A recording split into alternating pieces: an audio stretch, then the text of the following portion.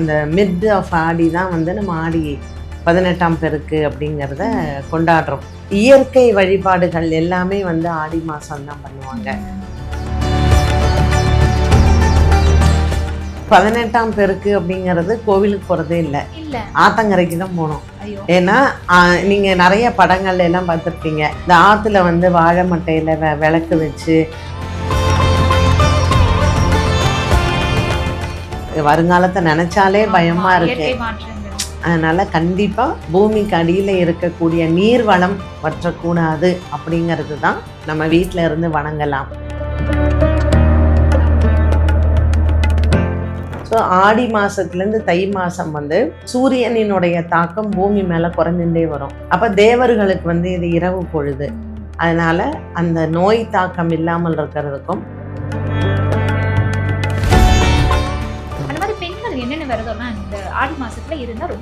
இப்போ நமக்கு வரக்கூடிய ஆடி கிருத்திகை வந்து பார்த்தீங்கன்னா ஆகஸ்ட் 6ஆம் தேதி வியாழக்கிழமை வருது.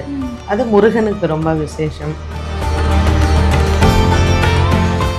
ஜென்ரலிமா பிரம்ம முகூர்த்தத்தில் நம்ம பூஜை பண்ண வேண்டிய அவசியமே கிடையாது. இதெல்லாம் நம்ம இப்போ ரீசெண்டாக யூடியூபுக்கு ஒரு கண்டென்ட் வேணும் அப்படின்னு சொல்லி எடுத்து தான் பண்ணுறாங்களே தவிர பிரம்ம முகூர்த்தம் அப்படிங்கிறது தேவர்களுக்கு தான்.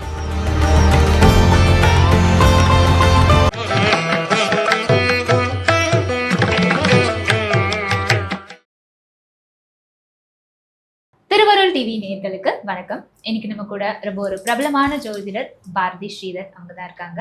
அவங்க கிட்ட ஆடி மாசம் பத்தி நிறைய வழிபாடுகள் பத்தியும் கேட்டு தெரிஞ்சுக்கலாம். முதல்ல அவங்களோட ஷோக்கு வெல்கம் பண்ணிடலாம். வணக்கம் மேம். வணக்கம். வணக்கம். எப்படி இருக்கீங்க? நல்லா இருக்கேன். நீங்க நல்லா இருக்கீங்களா? ரொம்ப நல்லா இருக்கேன் மேம். இங்க வந்திருக்கேன், கண்டிப்பா இன்னும் நல்லா இருப்பேன். எப்பவும் நல்லா இருங்க. Thank you ma'am. திருவருள் டிவி நேயர்களுக்கு வணக்கம். Okay ma'am. ஸோ இப்போ ஆடி மாதம் நடந்துட்டு இருக்கு. ஆடி மாதம் அப்படின்னாலே நிறைய திருவிழாக்கள், நிறைய வழிபாடுகள் எல்லாம் இருக்கும். இப்போ ஆடி பெருக்கு வரப்போகுது 18ஆம் தேதி. ஸோ அதுக்கான வழிபாடுகள் என்னென்ன பண்ணணும், என்னென்ன குறைகள் இருக்கவங்கலாம் அந்த வழிபாடு பண்ணால் அது வந்து தீர்த்து போகும் குறைகள்? ஆடி 18ஆம் பெருக்கு வந்து ஆகஸ்ட் மாதம் 3ஆம் தேதி திங்கட்கிழமை வருது. பொதுவாக ஆடி மாதம் வந்து பார்த்தீங்கன்னா 32 நாள் வரும். இந்த ஆடி 32ல் நடுவாக அந்த மிட் ஆஃப் ஆடி தான் வந்து நம்ம ஆடி 18ஆம் பெருக்கு அப்படிங்கிறத கொண்டாடுறோம். இதை ஏன் பெருக்கு அப்படின்னு சொல்கிறோம் அப்படின்னா, அந்த ஆடி 18க்கு மேலே நமக்கு எல்லாமே பெருக வேண்டும். நம்மளுடைய நாட்டினுடைய வளம், மண் வளம், இயற்கை வழிபாடுகள் எல்லாமே வந்து ஆடி மாதம் தான் பண்ணுவாங்க. பஞ்சபூதங்களையும் நம்ம வணங்குறது அப்படிங்கிறதுல. ஸோ ஆடி மாதத்திற்கு பெருமை தரக்கூடிய 2 வந்து ஒன்று மண், இன்னொன்று நீர். அப்போ இந்த ஆடி 18ஆம் பெருக்கில் ஆற்றில் புது வெள்ளம் வரும். ஏன்னா இது மன்சூன் தானே, உங்களுக்கு மழை காலம். ஸோ ஆடியில் வந்து விதைக்கிறது ரொம்ப விசேஷம். இந்த ஆடி மாதத்தில் விதை விதைத்தால் தை மாதத்தில் அறுவடை பண்ணுவாங்க. அதனால் இந்த ஆடி மாதம் வந்து மண்ணுக்கு பெருமை தரக்கூடிய ஒரு மாதம். அதனால் நம்மளுடைய முன்னோர்கள் வந்து இந்த 18ஆம் பெருக்கில் நீருக்கு வந்து ஒரு வணக்கம் சொல்கிறதும், அதுக்கு நன்றி சொல்லும் விதமாக ஆடி 18ஆம் பெருக்கு நம்ம வச்சுருந்தோம். ஓகே. ஸோ அந்த ஆடி பெருக்கில் வந்து எந்த மாதிரி நம்ம வீட்டில், இப்போ நிறைய பேருக்கு வந்து கோயில் போய் வழிபட முடியாது, வீட்டில் இருந்து சிம்பிளாக ஏதோ ஒரு வழிபாடு நீங்கள் பண்ணுங்க உங்களால் முடிஞ்சதை. இந்த மாதிரி குறைகள் எல்லாம், அதாவது 18ஆம் பெருக்கு அப்படிங்கிறது கோவிலுக்கு போகிறதே இல்லை, ஆத்தங்கரைக்கு தான் போகணும். ஏன்னா நீங்க நிறைய படங்கள்ல எல்லாம் பார்த்துருப்பீங்க, இந்த ஆத்துல வந்து வாழை மட்டையில விளக்கு வச்சு தண்ணியில விடுவாங்க. நிறைய சினிமால நம்ம பார்த்துருக்கோம். இன்னைக்கும் நீங்க கிராமப்புறங்கள்ல போனீங்கன்னா அந்த ஆத்துல வந்து வாழை மட்டையில அவங்க வந்து விளக்கேற்றி ஆத்துக்கு வந்து அந்த நீருக்கு வந்து அவங்க பூஜை பண்ணுவாங்க.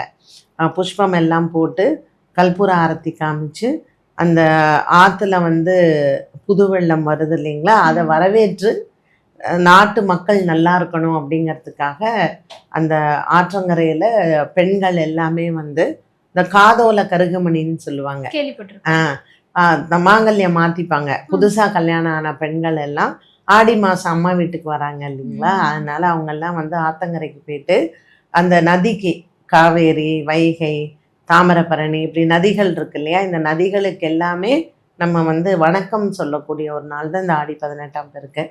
அதனால் அங்கே எல்லாம் ஒரு புது சேலை கொண்டு போய் விடுவாங்க.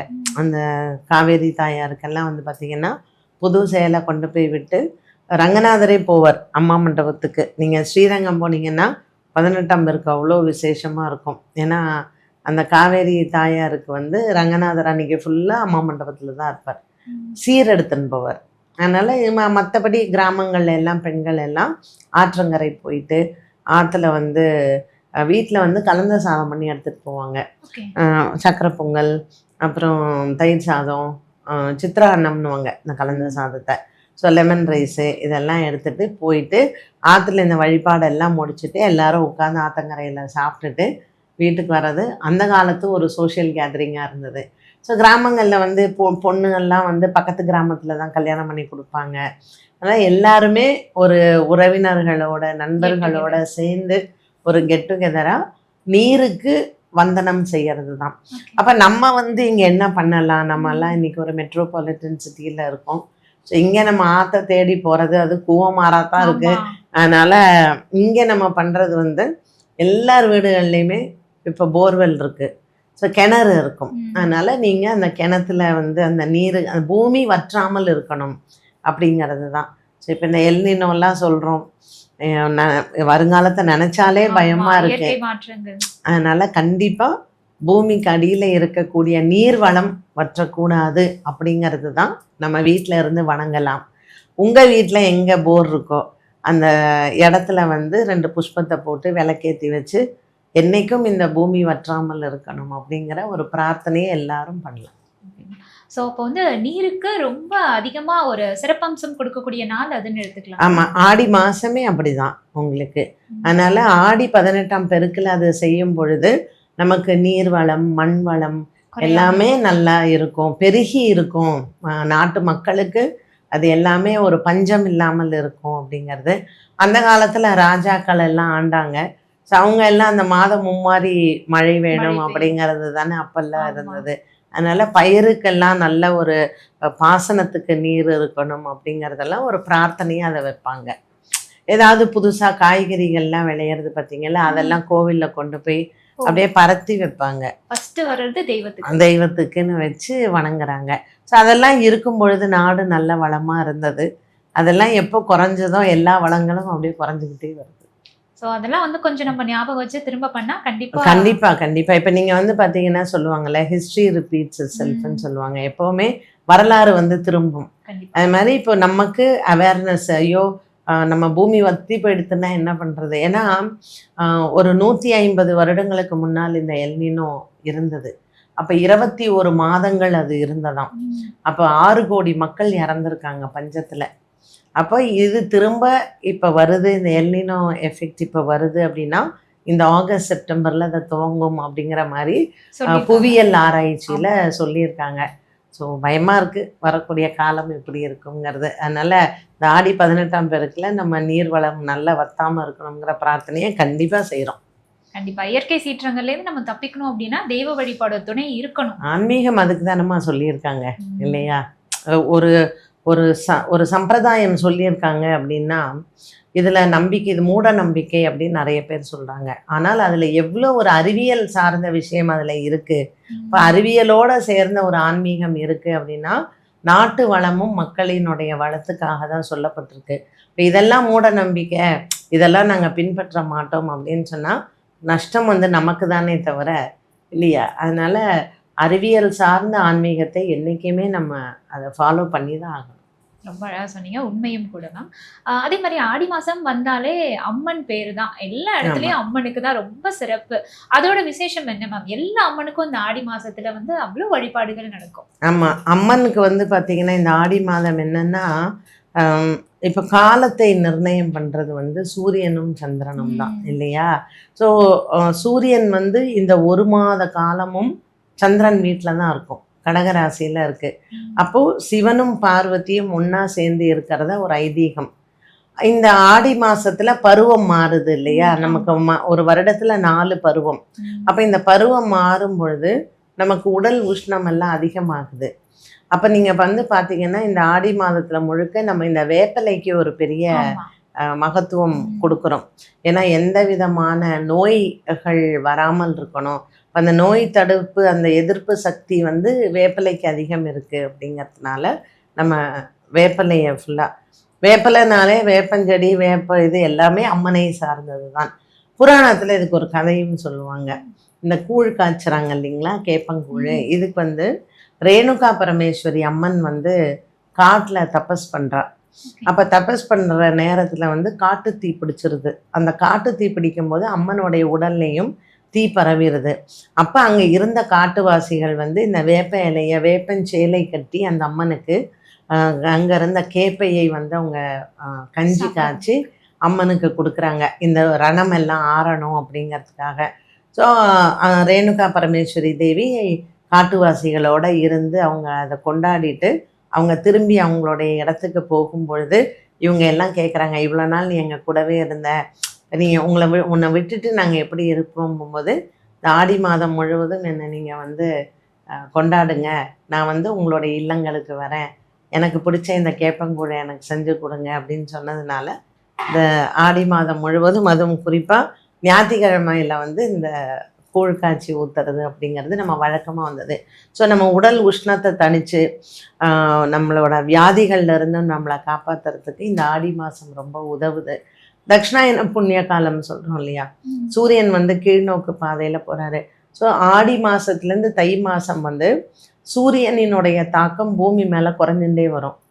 அப்போ தேவர்களுக்கு வந்து இது இரவு பொழுது, அதனால் அந்த நோய் தாக்கம் இல்லாமல் இருக்கிறதுக்கும் சூரியனினுடைய வீரியம் குறைஞ்சிட்டே வருது. அப்படிங்கும்போது இது முதல் மாதம் தட்சிணாயனத்தில். அப்படிங்கும்போது நம்ம உடம்பை வந்து தயார் பண்ணிக்கிறதுக்கு வரக்கூடிய அந்த குளிர்காலத்துக்கெல்லாம் அப்படிங்கிறதுனால அந்த ஆடி மாதத்தில் விரதங்கள் வச்சாங்க. நீ வந்து ஒரு ஆடி கிருத்திகையாக இருக்கட்டும், ஆடி பூரம் வந்து பார்த்திங்கன்னா ஆண்டாளுக்கு ரொம்ப விசேஷம், அம்மனுக்கு சீமந்தம் சொல்கிறோம். ஸோ ஆடி மாதமே ஆன்மீக மாதமாகவும் ஒரு நிறைய விரதங்கள்லாம் இருக்கிறதுக்கான ஒரு நல்ல மாதமாக. அம்மனே ஆடி தபஸில் தானே. இப்போ நீங்கள் சங்கரன் கோயில் எடுத்துட்டீங்கன்னா கோமதி அம்மன் வந்து அன்றைக்கி தானே தபஸ் இருக்கா, ஊசி முனையில் தபஸ் இருந்து சங்கர நாராயணனை பார்க்குறாங்க. ஏன்னா சைவமும் வைணவமும் ஒன்றிணைந்து இந்த பூலோகத்தில் இதுக்கு வேற்றுமை கிடையாதுங்கிறத எடுத்துக்காட்டுனது தான் ஆடி பௌர்ணமி. அதனால் ஒவ்வொன்றத்துக்கும் ஒரு ஒரு காரணம் இருந்து ஆடி மாதத்தை கொண்டாடினாங்க. கண்டிப்பா. இப்போ விரதங்கள்னு சொல்லும்போது அதுவும் ஆடி மாச விரதம்னா நம்ம சாதாரண நாள்ல இருக்கிறத விட இந்த ஆடி மாசத்துல இருக்க விரதத்துக்கு ரொம்ப புண்ணியம் அதிகம். அந்த மாதிரி பெண்கள் என்னென்ன விரதம்லாம் இந்த ஆடி மாசத்துல இருந்தா ரொம்ப சிறப்பு? இப்போ நமக்கு வரக்கூடிய ஆடி கிருத்திகை வந்து பார்த்தீங்கன்னா ஆகஸ்ட் 6ஆம் தேதி வியாழக்கிழமை வருது. அது முருகனுக்கு ரொம்ப விசேஷம். ஸோ முருகனுக்கு காவடி எடுக்கிறது, பால் குடம் எடுக்கிறது. இப்போ காவடியிலே பார்த்தீங்கன்னா பால் காவடி, பன்னீர் காவடி, புஷ்ப காவடி, சர்ப்ப காவடி, இப்படி காவடிகள்லேயே நிறைய விதம் இருக்குது. விரதம் இருந்து காவடி எடுப்பாங்க. ஆடி பூரம் வந்து அம்மனுக்கு ரொம்ப விசேஷம். அதுவும் நீங்கள் வந்து பார்த்தீங்கன்னா மாரியம்மனுக்கு அப்படிங்கும்போது ஆடி பூரம் தான் அவள் சிருஷ்டியானது அப்படின்னு சொல்லுவாங்க. அதனால் எல்லா அம்மன் கோயில்களுக்கும் வந்து இப்போ நீங்கள் மேல்மருவத்தூர்லாம் பார்த்தீங்கன்னா ஆடி பூரத்துக்கு மாலை போட்டு விரதம் இருந்த லேடிஸ் எல்லாம் போவாங்க. அதனால் ஆடி மாதம் அப்படின்னாலே அம்மனுக்கு விரதம் இருந்து நம்ம போய் வணங்கிறது தான். சூப்பர். அதே மாதிரி ஆடி வெள்ளி அப்படின்றது அதுக்கு ஒரு தனி மகத்துவம். ஆமாம், நீங்கள் ஆடி வெள்ளி பார்த்தீங்கன்னா எல்லாம் இந்த புத்துக்கு பால் தெளிக்கிறதுக்கு போவாங்க லேடிஸ் எல்லாம். ஸோ நமக்கு வம்ச விருத்தி வரணும், பெண்களுக்கு வந்து அந்த கர்ப்பம் தடையில்லாமல் குழந்தை பிறப்புக்காக நம்மளுடைய முன்னோர்கள் வந்து வச்சுருந்தாங்க. பட் ஆக்சுவலாக நீ பாம்புக்கு போய் பால் ஊற்றுனேன்னா உனக்கு குழந்தை வருங்கிறதே கிடையாது. ஆடி மாதத்தில் நான் சொன்ன மாதிரி நீங்கள் வந்து சயின்டிஃபிக்காக பார்த்தீங்கன்னா இந்த அரச மரத்துக்கு கீழே பிள்ளையார் வைப்பாங்க. அரச மரமும் வேப்ப மரமும் சேர்ந்து இருக்கும். இல்லைன்னா அரச மரத்துக்கு கீழே பிள்ளையார் இருப்பார். நிறைய நாக பிரதிஷ்டை பண்ணி வச்சுருப்பா. பழைய காலத்துல எல்லாம் கிராமத்துல எல்லாம் பார்த்தீங்கன்னா ஆத்தங்கரை பக்கத்துலேயே வச்சுருப்பாங்க. அப்போ பெண்கள் வந்து இந்த ஆடி மாதத்தில் ஒரு வெள்ளிக்கிழமையில் காலையில் இந்த 6 to 7 அப்புறம் சுக்கிரஹோரம் வரும். அப்போ இந்த அரச மரத்தில் ஆற்றுல தண்ணி எடுத்து இந்த சுவாமிக்கு போட்டு நீங்கள் வந்து ஒரு 12 வாட்டி வலம் வந்தீங்கன்னா அந்த தூய்மையான காற்றை நம்ம சுவாசிக்கும் பொழுது கர்ப்பப்பை வந்து உறுதியாகுது. ஒரு 12 முறை வலம் வரணும் அப்படின்வாங்க. அதற்கு பின்னாடி என்ன பண்ணாங்க, அன்றைய நாளில் இந்த நாக பிரதிஷ்டைக்கெல்லாம் ஒரு பசும்பால், அரிசி, வெல்லம் இதெல்லாம் நீங்கள் வந்து நம்ம அபிஷேகம் மாதிரி பண்ணால் நல்லது. அப்போ அங்கே இருக்கக்கூடிய எறும்பு, புழு, பூச்சி அதை சாப்பிடும், ஒரு குருவி சாப்பிடும் இல்லையா, அங்கே இருக்கக்கூடியதெல்லாம். அப்போ நம்மளுடைய பித்ருக்கள் வந்து அந்த இடத்துல ஏதாவது ஒரு எறும்பாக இருக்கலாம், ஒரு புழுவாக இருக்கலாம், ஏதோ ஒன்றா இருக்கலாம். அவங்க சாப்பிடும்போது அந்த ஆசீர்வாதம் நமக்கு வந்து சேரும் அப்படிங்கிற ஒரு கான்செப்டில் தான். நீ ஒரு கிராமம்னா கண்டிப்பாக நம்ம முன்னோர்கள் அங்கே தான் இருந்திருப்பாங்க, அந்த ஊரில் தான் வாழ்ந்திருப்பாங்க. அப்போ நம்மளுடைய பித்ருக்கள் ஆசீர்வாதமும் வரும். ஒரு குலதெய்வமாக அங்கேயே இருக்கும். அந்த கோவிலுக்கு போகும்போது நமக்கு அதனுடைய பலன் கிடைக்கும் அப்படின்ட்டுன்னு ஆடி வெள்ளிக்கிழமையில் புத்துக்கு பால் தெளிக்கிற ஒரு வழக்கத்தை அப்பத்துலேருந்தே பண்ணியிருந்தாங்க. அது லைஃப் ஸ்டைல் சேஞ்சஸில் நிறைய மாறிடுச்சு. கண்டிப்பா. அதே மாதிரி ஆடி மாசம் கூழ் ஊத்துறது அப்படின்னாலே எல்லாருக்கும் ஒரு குதூகலம் தான். இப்ப சில பேர் வந்து புதுசா வந்து நான் இப்ப சுவாமிக்கு வேண்டிக்கிட்டு இந்த வருஷத்துல இருந்து கூழ் ஊத்த ஆரம்பிக்க போறேன் அப்படின்றவங்களுக்கு இந்த கூழ் ஊத்துறது அப்படின்றது எப்படி அம்மனுக்கு வந்து கரெக்டா ப்ரொசீஜரா பண்ணணும்னு சொல்லுங்க. சில பேர் கோவில்லையே பண்ணுவாங்க. அப்போ அந்த மாதிரி நம்ம கோவில்லையே கொண்டு போய் கேப்பேன், அந்த அரிசி குருணை எல்லாம் கொடுத்துட்டா மொத்தமாக அவங்களே செஞ்சுப்பாங்க. ஒரு சிலர் வந்து வீட்டில் இருக்கக்கூடிய பெரியவங்க அதை வந்து எடுத்து செய்வாங்க. அந்த அவங்க வீட்டில் கோயிலில் கொண்டு போய் வச்சு சாமிக்கு படைச்சிட்டு வந்து மற்றவங்களுக்கு கொடுப்பாங்க. அதனால் வீட்டில் இருக்கக்கூடிய பெரியவங்க தான் அதை வந்து ஆக்சுவலாக செய்வாங்க. பெரியவங்க எடுத்து செய்கிறது தான். நீங்கள் ஒரு வருஷம் நீங்கள் இந்த வீட்டில் கூழ் பண்ணி அம்மனுக்கு படைச்சு நீங்கள் வெளியில் கொடுத்தீங்கன்னா வருஷம் நீங்கள் அதை பண்ணிகிட்டே இருக்கணும். ஸோ ஒரு வருஷம் நீங்கள் ஆரம்பிச்சுட்டு மறு வருஷம் நீங்கள் வந்து பண்ணாமல் இருக்கக்கூடாது. அதனால் நீங்கள் எடுத்தீங்கன்னா வருஷம் பண்ணணும். அந்த பூஜை முறைகள்னு ஏதாவது இருக்குங்களா மேம்? சில இதெல்லாம் வந்து இப்போ இந்த நேரத்தில் பண்ணணும். இது வந்து என்ன தெரியுமாம்மா, 2 விஷயம் சொல்லலாம். ஒன்று வந்து சாஸ்திரப்படி பண்ணுறது. இந்த ஆடி மாதம் அம்மனுக்கு கூழ் வார்க்கிறதுங்கிறது சாஸ்திரமே கிடையாது, சம்பிரதாயம்தான். இப்போ மெட்ராஸில் ஒரு ஒரு மாதிரியான வழக்கம் இருக்கும், மதுரையில் ஒரு மாதிரி இருக்கும், கோயம்புத்தூரில் ஒரு மாதிரி இருக்கும். இது வந்து சம்பிரதாயம்தான். ஸோ நம்ம இடத்துல இருக்கக்கூடிய மக்கள் அந்த தெய்வத்தை எப்படி கொண்டாடுறாங்க அப்படிங்கிறதான். அவங்களுக்கு இப்போ அங்காள பரமேஸ்வரிக்கு ஒரு மாதிரி கொண்டாட்டங்கள் இருக்கும், திருவேற்காடு போனீங்கன்னா கருமாரிக்கு ஒரு மாதிரியான கொண்டாட்டங்கள் இருக்கும். ஸோ அந்தந்த தெய்வங்களுக்குன்னு ஒரு பிடித்தல் இருக்கும். இப்போ ஒரு சில கோவில்கள், இப்போ நீங்கள் கல்கத்தா காளியெல்லாம் போய் பார்த்தீங்கன்னா அவங்களுக்கு காவு கொடுக்கறது தான், அங்கே வந்து போய்கிட்டே இருக்கும். நான் வந்து குவஹாத்தியில் காமாக்கியா கோவில் நிறைய வாட்டி போயிருக்கேன். அங்கெல்லாம் நீங்கள் வந்து பார்த்தீங்கன்னா இப்போ நம்ம ஊர் மாதிரி ஆடி மாதத்தில் கூழ் வாங்கிறதெல்லாம் அங்கே கிடையாது. இதுக்கு பேர் சம்பிரதாயம்னு பேர். அந்த கோவிலில் ஆடு வெட்டுறது தான் சம்பிரதாயம். ஸோ நீங்கள் அந்த கோவில் உள்ளே போனீங்கன்னாலே ஆடு நிறையா நிற்கும், நிறைய பேர் புறா வாங்கி விட்ருப்பாங்க, நிறைய பேர் கோழி வாங்கி விட்ருப்பாங்க. அதுதான். ஸோ நம்ம இங்கே சென்னையில் வந்து உங்களுக்கு கூழ் வாக்கிறது அப்படிங்கிறது ஒரு மரபாக வச்சு பண்ணிட்டு இருக்காங்க. பட் எல்லா கோவில்கள்லேயும் அது வந்து வழக்கமாக கிடையாது. நீங்கள் டவுன் சவுத்லாம் போனீங்கன்னா இந்த கூழ் வார்க்கிறது அப்படிங்கிறது கிடையவே கிடையாது. இதுக்கு சம்பிரதாயம்னு பேர். சாஸ்திரத்தில் இது சொல்லலை. சாஸ்திரங்களில் வந்து ஆடி மாதம் அம்மனுக்கு ஆடி பூரத்தில் சீமந்தம் பண்ணுறது, வளையல் வாங்கி கொடுக்கறது, இதெல்லாம் பெண்களுக்கு நல்லது, அவங்களுடைய சுமங்கலி யோகம் அதிகரிக்கலாம், திருமண தடை விடும், அதே மாதிரி குழந்தை பாகியம் அவங்களுக்கு நல்லா இருக்கும், ஒரு வம்சம் வளர்ந்துட்டே போகும். ஸோ ஒரு இதெல்லாம் வந்து பார்த்திங்கன்னா சாஸ்திரங்கள் சொல்கிறது. நீ ஆடி வெள்ளிக்கிழமையில் அம்மன் ஆலயத்துக்கு போ, ஆடி செவ்வாய்க்கிழமை சப்தகன்னியை போய் பாரு, மண்ணில் வந்து மாவிளக்கு போட்டு நீ சாமி கும்பிடு, இதெல்லாம் வேதங்கள் சொல்லி கொடுத்தது நமக்கு. இது சம்பிரதாயம்னு வரும்போது உன் வீட்டில் உன்னுடைய குலத்தில் என்ன பண்ணுறாங்களோ நீ அதை பண்ணுறது தான். அதே மாதிரி அந்த மாவிளக்கு அப்படின்றதும் நம்மளுடைய ரொம்ப காலமாக ஃபாலோ பண்ணிட்டு இருக்காங்க. அதுக்கான ப்ரொசீஜர் என்ன மேம்? எப்படி அந்த மாவிளக்கு முறைப்படி நம்ம அம்மனுக்கு செலுத்தலாம்? ஆக்சுவலாக வந்து பார்த்தீங்கன்னா இந்த மாவிளக்கு வந்து ஆடி செவ்வாயில் போடுவாங்க. ஆடி மாதம் செவ்வாய்க்கிழமை சப்தகன்னியை வழிபாடு வந்து பண்ணாங்க, நம்ம முன்னோர்கள் வந்து பண்ணாங்க. அப்போல்லாம் எல்லாருக்கும் வயல் இருந்தது இல்லையா? ஸோ அந்த வயல் வரப்பில் வந்து நான் முதலே சொன்னேன், ஆடி மாதம்னாலே மண்ணுக்கு பூஜை பண்ணுவாங்க அப்படின்னு. அந்த களிமண்ணை எடுத்து ஒரு 7 பிடியாக பிடித்து அந்த சப்த கன்னியாக அதை பாவிச்சு நம்ம வயலில் இருக்கக்கூடிய அந்த புதுசாக நெல் குத்தி வச்சுருப்பாங்க இல்லையா, அந்த அரிசியை மாவாக இடிப்பாங்களாம். அந்த அரிசியை மாவு பண்ணி அதில் வெல்லமும், அப்போல்லாம் கரும்பு தோட்டம் எல்லாமே இருக்கும் இல்லையா, இப்போ நமக்கு விளைஞ்ச விஷயங்கள் அந்த அரிசி மாவுலேயே அந்த வெல்லத்தையும் போட்டு நல்லா கலந்து, எல்லார் வீட்லேயும் மாடு உண்டு, எல்லார் வீட்லேயும் நெய் இருக்கும், அந்த நெய்யை போட்டு அதை நல்லா பிசைஞ்சு 3 அந்த 7 கன்னிகளுக்குமே அதில் விளக்கு மாவிளக்கு வந்து போட்டு சாமி கும்பிட்டு வெத்தலை பாக்கு பழம் எல்லாம் வச்சு தேங்காய் உடைச்சி, எல்லா லேடிஸ் தான் பண்ணுறது, எல்லாத்தையும் பண்ணிவிட்டு அந்த களிமண் எல்லாம் ஒன்று சேர்த்து திரும்பியும் அந்த வயல் வரப்பில் தண்ணியிலேயே விட்டுருவாங்க. அதாவது இந்த வயலுக்கு எப்பொழுதுமே இந்த சப்த கன்னிகளும் ஒரு காவலாக இருக்கணும், எந்த விதமான ஒரு தீய சக்தியும் அங்கே வரக்கூடாது. ஏன்னா எப்போவுமே திறந்த வெளிகள் அப்படின்னு இருக்கும்போது பலவிதமான அமானுஷ்ய சக்திகள் வந்து வரும்.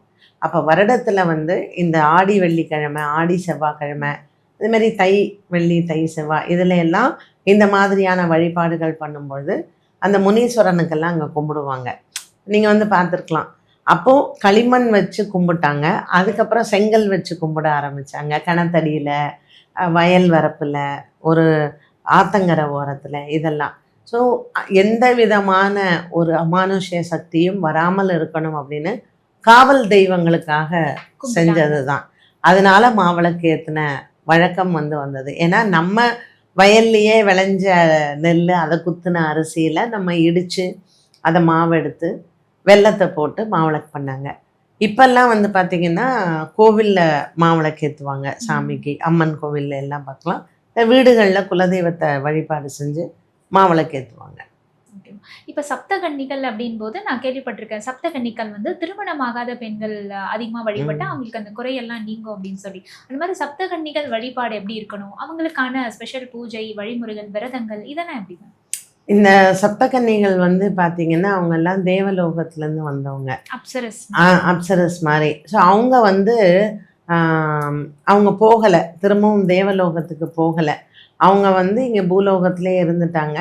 அப்போது சிவபெருமான், பிரம்மா, விஷ்ணு இவா எல்லாருமே சேர்ந்து இந்த சப்தகன்னிகளை நீங்கள் இங்கேயே இருங்க, இருந்து உங்களை வழிபடுறவங்களுக்கு நீங்கள் அவங்களுக்கு வேணுங்கிற வரத்தை கொடுங்க அப்படிங்கிறது. ஸோ இது வந்து பார்த்திங்கன்னா இந்த 7 சிஸ்டர்ஸ் அப்படின்னு சொல்லுவாங்க சப்தகன்னிகளை. இங்கே மட்டும் இல்லை, மற்ற இடங்கள்லையும் நார்த்லேயும் வந்து பார்த்திங்கன்னா இந்த சப்தகன்னி வழிபாடு வந்து உண்டு. ஏன்னா அவங்களுடைய வழிபாடுகள் வந்து ஒவ்வொரு கன்னியும் ஒவ்வொரு இடத்துல இருக்காங்க, அவங்க எல்லாம் சேர்றது இந்த ஆடி மாதத்தில் அப்படின்வாங்க. நம்ம 7 கன்னிகளையும் ஒரே மாதிரி தான் வச்சு நம்ம கும்பிட்றோம். ஸோ சப்தகன்னிகளுக்குன்னு பெருசாக எங்கேயும் ஒரு கோவில்கள், அங்கங்கே எங்கேயாவது 1-2 கோவில்கள் தான் உண்டு. இந்த ஆடி மாதத்தில் செவ்வாய்க்கிழமையில் அவங்க வழிபாடு செய்கிறது ரொம்ப நல்லது. இந்த சப்தகன்னி வழிபாடை எப்பொழுதுமே காலை வேளையில் தான் பண்ணணும். காலையில் ஏர்லி மார்னிங், அதாவது ஒரு 9 மணிக்குள்ளே வீட்டில் கும்பிடுறது. சாயங்காலம் 6 மணிக்கு மேலே பண்ண மாட்டாங்க. ஏன்னா அவங்க எல்லாமே காவல் தெய்வங்கள் தான். அதனால் காலையில் வழிபாடு தான் செய்யணும், இரவு வழிபாடு அவங்களுக்கு கிடையாது. அதே மாதிரி இந்த பிரம்ம முகூர்த்த வேலையில இந்த ஆடி மாசத்துல நம்ம பண்ற பூஜை எல்லாம் எந்த அளவுக்கு ரொம்ப சிறப்பு வாய்ந்ததா இருக்கும்? ஜென்ரலிமா பிரம்ம முகூர்த்தத்தில் நம்ம பூஜை பண்ண வேண்டிய அவசியமே கிடையாது. இதெல்லாம் நம்ம இப்போது ரீசெண்டாக யூடியூபுக்கு ஒரு கண்டென்ட் வேணும் அப்படின்னு சொல்லி எடுத்து தான் பண்ணுறாங்களே தவிர, பிரம்ம முகூர்த்தம் அப்படிங்கிறது தேவர்களுக்கு தான். நீ அந்த இப்போ நம்ம அது ஒரு நல்ல ஓசோன் வந்து நல்லா இருக்கும், நீ மெடிடேட் பண்ணுறதுக்கு ஒரு நல்ல டைம் எல்லாம். பட் உனக்கு ஐஸ்வர்யம் வரும், வீட்டில் கல்யாணம் வரும், இதெல்லாம் சொல்கிறது பொய். எனக்கு ஒரு நல்ல பாசிட்டிவ் எனர்ஜி வரணும், இல்லை என் மைண்ட் வந்து கிளியராக இருக்கணும், நான் வந்து ஒரு நல்ல மெடிடேட் பண்ணுறக்கூடிய ஒரு டைம்னா மார்னிங் அந்த 3 to 4 சொல்லலாம். ஏன்னா நம்மளுடைய இந்த 24 hours சொல்கிறோம் இல்லையா, நாழிகையில் சொல்லும்போது இந்த ஏர்லி மார்னிங் 3 to 4லாம் வந்து பார்த்திங்கன்னா தேவர்கள் வந்து தெய்வங்களுக்கு பூஜை பண்ணக்கூடிய நேரம். அப்போது எல்லா கோவில்கள், இப்போ நீங்கள் திருமலாலெல்லாம் பார்த்தா எல்லாம் சுப்ரபாதம்லாம் அந்த டைம் தான் பெருமாளுக்கு வந்து நம்ம பண்ணுறோம். நீ வந்து ஒரு சுவாமியை மனசார தியானம் பண்ணுறதுக்கு தான் அந்த நேரம். அதுக்கப்புறம் நமக்கு வந்து கொஞ்சம் சோம்பேறித்தனம் வந்துடும், நம்ம மைண்டும் ரொம்ப ரொம்ப அலர்ட்டாக இருக்காது. நமக்கு ஒரு கிளியராக நம்மளோட மைண்டில் ஒரு திங்கிங் இருக்கணும்னா அந்த மார்னிங் 3 to 4 டைம். ஸோ தெய்வத்தோடு நீ உட்காந்து ஒரு ஒன்றிணையக்கூடிய ஒரு நேரம் தானே தவிர உனக்கு ஐஸ்வர்யம் வரும், இல்லை உனக்கு கல்யாணம் வரும், குழந்தை பிறக்கும், இதுக்கெல்லாம் காலையில் அதை பூஜை பண்ணணுன்ற அவசியமே கிடையாது. இது நம்மளா இட்டுக்கட்டுன ஒரு விஷயந்தானே தவிர, சாஸ்திரங்கள் சொல்கிறது பிரம்ம முகூர்த்த டைமில் நம்ம தெய்வத்தை வணங்கிறதுக்கு நீ மெடிடேட் பண்ணலாம், தியானம் பண்ணுறதுக்கு ஒரு அருமையான நேரம் அந்த முகூர்த்தம், அந்த காலையில். ஸோ சில பேரெல்லாம் வந்து பார்த்திங்கன்னா பிரம்ம முகூர்த்தத்தில் கல்யாணம் பண்ணால் நல்லதுன்னுவா. கல்யாணம் பண்ணுறதுக்கு பிரம்ம முகூர்த்தம் அவசியமே கிடையாது. பிரம்ம முகூர்த்தம் அப்படிங்கிறது பிரம்மா உட்பட தேவர்கள் எல்லாம், இப்போ நித்திய சூரிகள்னுவா நம்ம சொல்கிறோம் இல்லையா, எத்தனையோ கோடி தேவதைகள் எல்லாம் இருக்காங்கன்னு அவங்க எல்லாருமா சேர்ந்து சிவனுக்கும் மகாவிஷ்ணுவுக்கும் பாத பூஜை பண்ணுறதும் அபிஷேகம் பண்ணுறதும். ஸோ வைகுண்டத்தில் பெருமாளையும் கைலாயத்தில் வந்து மகேஸ்வரனையும் பிரம்மா உட்பட 30 முக்கோடி தேவர்களும் வணங்குறாங்க. அது பிரம்ம முகூர்த்தம் அப்படின்னு சொல்கிறோம். நீ வந்து உனக்கு ஐஸ்வர்யம் வர்றதுக்கு லக்ஷ்மி பூஜை பண்ணுறதுக்கோ இல்லை உனக்கு குழந்தை பிறக்கிறதுக்கோ அந்த டைமை அவங்க சொன்னதே கிடையாது. அவங்க பண்ணுறதுனால நம்மளும் அந்த டைமில் பண்ணும்போது இறைவனையோட நம்ம ஒன்றலாம், நமக்கு ஒரு நல்ல பாசிட்டிவ் எனர்ஜி வரும். So probably that might give you some good aspects. வீட்டில் ஒரு பாசிட்டிவ் எனர்ஜி வரலாம், அதில் உங்களுக்கு நல்லது நடக்கலாம். நீ உன் கல்யாணம் நடக்கணுங்கிறதுக்காக அந்த டைமில் பண்ணுறது அப்படிங்கிறது அவசியம் அவசியம் இல்லை.